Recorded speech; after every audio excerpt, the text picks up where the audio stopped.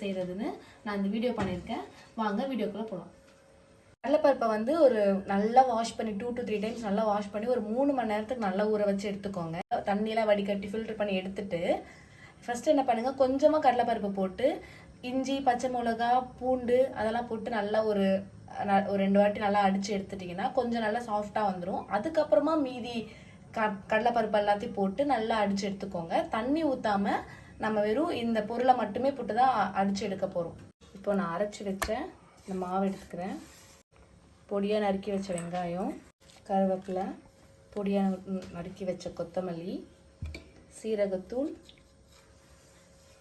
பெருங்காயத்தூள் போட்டு நல்லா மிக்ஸ் பண்ணி எண்ணெய் நல்லா காஞ்சிருச்சு.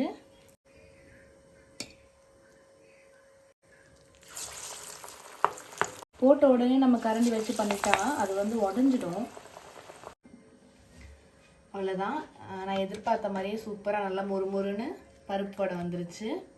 சில பேர் என்ன பண்ணுவாங்க, கார்ன்ஃப்ளவர், இந்த பச்சரிசி அந்த மாதிரி அரிசி மாவு அந்த மாதிரிலாம் போட்டு பண்ணுவாங்க. இதில் எதுவுமே நான் பண்ணல. நீங்கள் வீடியோ பார்த்தா உங்களுக்கு நல்லா தெரிஞ்சிருக்கும். நார்மலாக வெறும் கடலைப்பருப்பு அதை மட்டும்தான் யூஸ் பண்ணி பண்ணியிருக்கேன். நல்ல ரிசல்ட் வந்திருக்கு. நீங்களும் ட்ரை பண்ணி பாருங்க.